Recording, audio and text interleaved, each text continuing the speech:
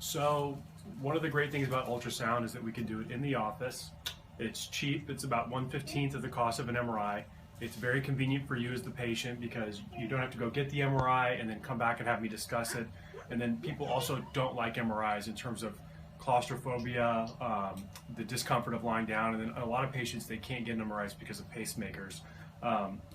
Another reason why it's really great is because I'm using the same machine all the time, so it's very consistent in terms of the images that I'm getting. So I'm actually more accurate looking at a rotator cuff with an MRI, right, or with an ultrasound machine right now compared to an MRI because it's the same every time.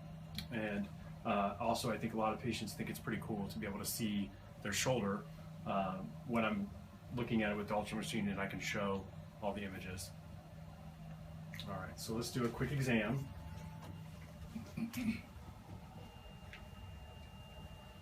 Okay, so what I first do is I have you start with your arm just like this, okay, and then we rotate slowly out, then right here, then I say grab your gun, and then we come back to neutral right there.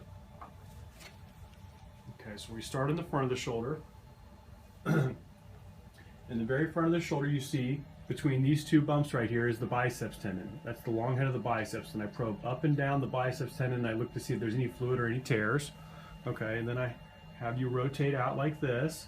Then the muscle that we see in the front is called the subscapularis. Okay, that's the rotator cuff muscle in the front, and I probe up and down, and you can see the muscle there, and you can see it move with the humerus, okay, which is pretty neat.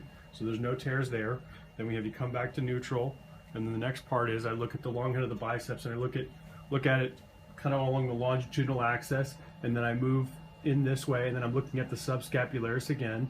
Okay, again, I don't see any tears, all right. And then we move to the grab your gun position right here like this. Okay, and I put the probe just on top of the shoulder, all right. And then what I'm looking at right here is the supraspinatus tendon. That's the very front of the rotator cuff, and it's inserting into the bone right here and again. And then I slowly move the probe back, and I'm looking again at the probe at the tendon to make sure that there's no tears.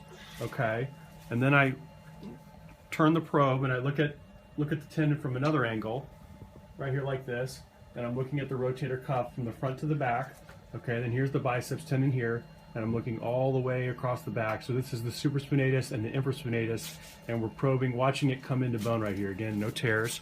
And then the last part of the exam is when we look on the back of the shoulder right here, and we're looking at where the rotator cuff muscles insert into the back of the humerus, and we rotate the head and we see, and that's the teres minor there, and then just above is the infraspinatus, and then we can flip and look at those on the short axis again. Okay, so that is the ultrasound exam right there. So that's the ultrasound exam. It takes roughly 2 to 3 minutes. It's really quick, super efficient, and I think from a patient perspective, it really is superior to MRI in a lot of ways, and I use it pretty much in all my patients where I'm suspecting they might have a rotator cuff tear. And I think there's not a whole lot of surgeons that are doing this right now, and I think it's definitely something that I can offer to help save you money, time, and overall just to have a better patient experience.